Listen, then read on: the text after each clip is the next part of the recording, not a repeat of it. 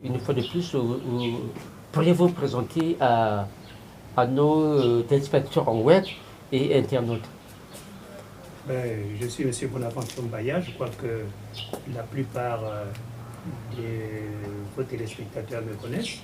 Ancien ministre, président de la Convergence citoyenne, membre de l'opposition congolaise. Et au sein de l'opposition congolaise, je suis membre de la Fédération de l'opposition congolaise et du FOCAD. Donc, je suis le coordonnateur sous-régional de l'Internationale socialiste pour l'Afrique centrale et vice-président de l'Alliance progressiste d'Afrique centrale. Monsieur le ministre, il y a eu une concertation à Mandingu. Oui. J'espère que vous aviez eu les recommandations. Quelle lecture faites-vous de cette concertation? Votre lecture personnelle? Mais la lecture personnelle que je fais de cette concertation, c'est que c'est encore un événement raté.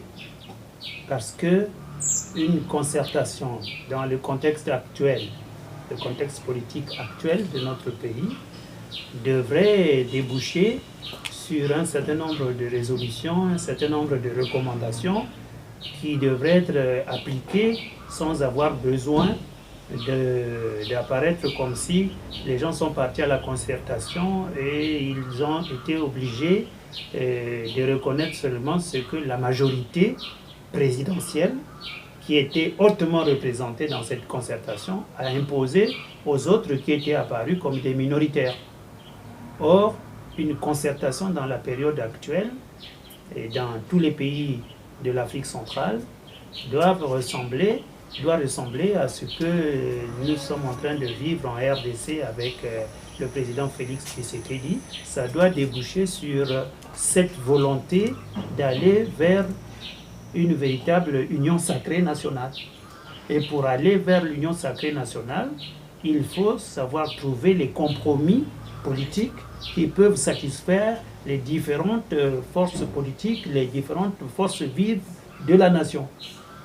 Or, si vous créez une concertation juste pour démontrer à l'opinion nationale et internationale que c'est la position de la majorité présidentielle, donc la position du PCT, qui a été assistée par ses partenaires politiques de la majorité présidentielle, ce sont ces positions qui ont été en fait majoritaires, alors la concertation aura été un échec. C'est pour cela que je continue de penser que la concertation de Mandingu a été un échec, parce que lorsqu'on suit les conclusions de cette concertation et qu'on se rend compte que finalement c'est la position du PCT et de ses alliés politiques qui a été en quelque sorte validée par cette concertation, ça devient une occasion de manipulation collective. Justement, vos amis de la société civile, ils ont dit que ça a été une réussite totale. Vous dites le contraire. Mais en quoi ça a été une réussite totale? Vos amis de la société civile. Mais justement, il faut qu'ils démontrent en quoi ça a été une réussite totale. Est-ce que dans un pays qui a des problèmes, on peut aller faire une concertation en excluant certaines forces vives de la nation? Vous voyez? Moi, je suis du réseau international. Je vois comment dans d'autres pays, les concertations ou les consultations sont organisées. Chez nous ici, les concertations, c'est des occasions de manipulation seulement des acteurs politiques. On distribue de l'argent à des acteurs politiques pour qu'ils aillent accepter ce qui va se dire là-bas. C'est ce qui s'est passé à Mandingu. Mais il y a eu quand même une force de l'opposition qui ont représenté, qui vous ont représenté là-bas. Une force de l'opposition. Et puis alors, donc, cette opposition n'est pas crédible. Mais ces forces de l'opposition qui nous ont représentés ont décidé quoi après? Ils ont dit que c'était un succès. Ils ont dit aussi que ça a été un échec. Vous voyez, si ça a été un échec, c'est parce que les propositions de l'opposition n'ont pas été prises en compte par les gens de la majorité présidentielle. Maintenant, on peut regarder à la loupe tous ceux qui disent que c'était un grand succès. On va les regarder à la loupe et je pourrais vous apporter des preuves que X, Y, Z, ce sont des gens qui sont des corrompus du pouvoir actuel. Monsieur le ministre, j'ai des arguments et j'ai des éléments qui peuvent me permettre d'accuser ceux qui sont les corrompus du pouvoir. Au vu de tous ces faits, Oui. nous irons bel et bien aux élections présidentielles de 2021. Mais même si... Et il n'y aura plus recensement général de la population et de l'habitation. Les listes seront, le fichier électoral sera justement révisé. Et que dites-vous? Vous irez ou bien... Moi j'ai toujours dit que même si je dois être candidat à l'élection présidentielle, ma candidature ne pourra être validée par moi-même et par mes partisans que si les conditions d'une élection transparente et crédible sont remplies. Pour le moment, les conditions d'une élection présidentielle transparente et crédible ne sont pas encore réunies. Ces conditions, c'est quoi?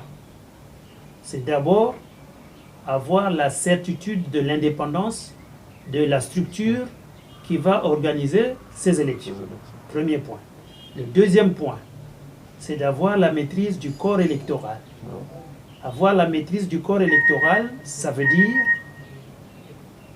revisiter les listes électorales, les mettre à jour.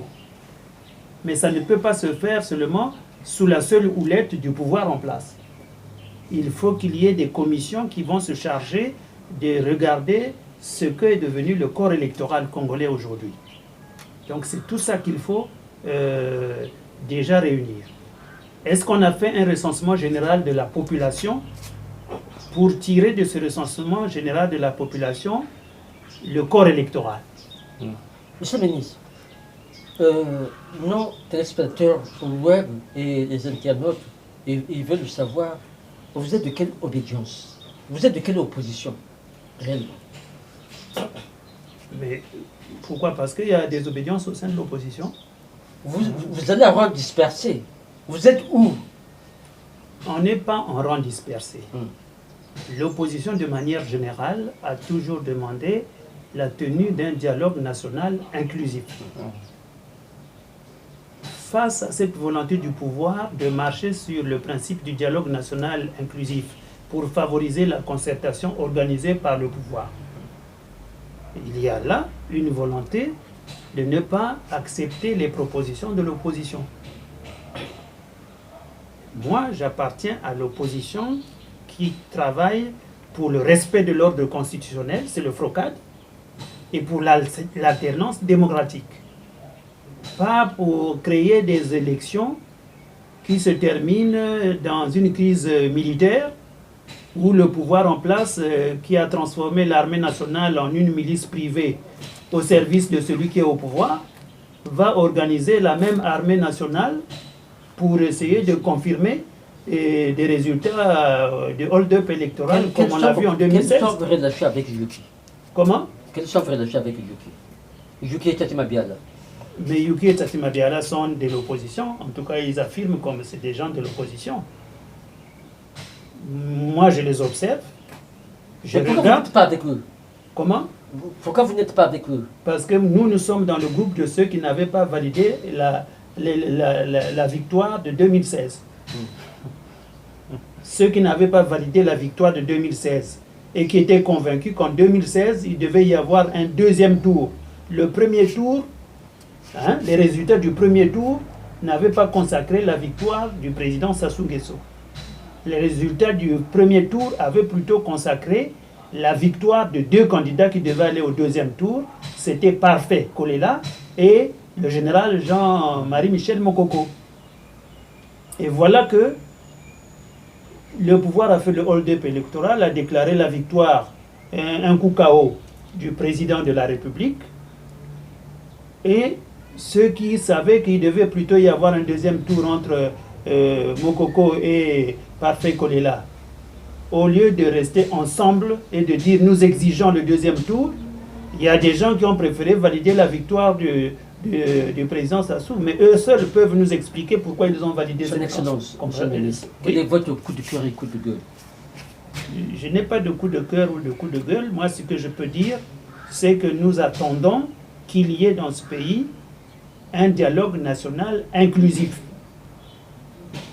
Dialogue national inclusif. Ça veut dire que toutes les forces vives de la nation doivent être représentées dans ce dialogue-là. Inclusif, parce que ça devra intégrer à l'ordre du jour tous les problèmes qui sont liés à la crise actuelle du Congo. La crise actuelle du Congo, ce n'est pas seulement sur la gouvernance électorale, mais il y a aussi la crise politique et la crise économique du Congo.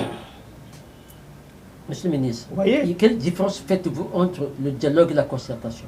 la différence entre le dialogue et la concertation, c'est que la concertation, ce sont des gens qui viennent s'exprimer, mais les conclusions de la concertation sont toujours remises entre les mains de ceux qui sont au pouvoir, et c'est eux qui vont apprécier ces conclusions et décider de ce qu'ils vont exécuter et de ce qu'ils ne vont pas exécuter. Le dialogue, c'est le système qui permet aux participants de faire des propositions, et ces propositions, pour consolider la concorde nationale et l'unité nationale, les conclusions doivent être satisfaisantes pour tous les participants. Chaque participant doit se sentir intéressé par la conclusion qui est en train d'être exécutée. Un message particulier? Dernier message particulier? Non, monsieur le ministre. Oui. Aujourd'hui, ça a été décidé, nous irons bel et bien aux élections présidentielles. Malgré le fichier, malgré la qualité du fichier, malgré, nous irons aux élections présidentielles. Vous, en tant qu'opposition, que dites-vous? Puisque là, nous sommes à 2 mois, 3 mois. Nous disons que pour aller aux élections présidentielles, il faut qu'il y ait d'abord une maîtrise du corps électoral. Pour la maîtrise du corps électoral, il faut certainement un recensement administratif spécial. Actuellement, nous avons la preuve que le pouvoir est en train de donner des cartes d'identité à des étrangers qui ne sont pas des Congolais. Vous avez des preuves? Nous avons des preuves. Si vous voulez qu'il y ait des preuves, mettez-moi en débat politique avec un responsable de la majorité. Pourquoi Télé Congo n'invite pas les opposants dans des débats démocratiques avec... Mais alors ça veut dire que les journalistes sont devenus aussi des simples encenseurs de ceux qui sont au pouvoir. Nous sommes là. Oui, les journalistes ne sont devenus que des simples encenseurs, applaudisseurs de ceux qui sont au pouvoir. Nous sommes là. Mais prouvez que les journalistes sont des professionnels indépendants qui doivent travailler dans le sens d'amener la démocratie et qu'elle puisse s'exprimer dans le pays. Vous, quand nous étions à la transition... Vous, quand vous habitez Radio Congo Télécom, vous venez pas? Non, on ne m'a jamais invité. Vous refusez? Non, je n'ai jamais refusé. On ne m'a jamais invité à Télé Congo depuis plusieurs années. Les seuls qui m'ont invité entre-temps, c'était Vox Télé. Mais est-ce que Télé Congo a une émission hebdomadaire ou mensuelle où on peut mettre face à face les gens de la majorité avec ceux de l'opposition? Mais quel est ce pays démocratique qui ne peut pas favoriser le débat constructif entre les acteurs politiques? Merci, oui. monsieur le ministre. Tout à fait. Merci.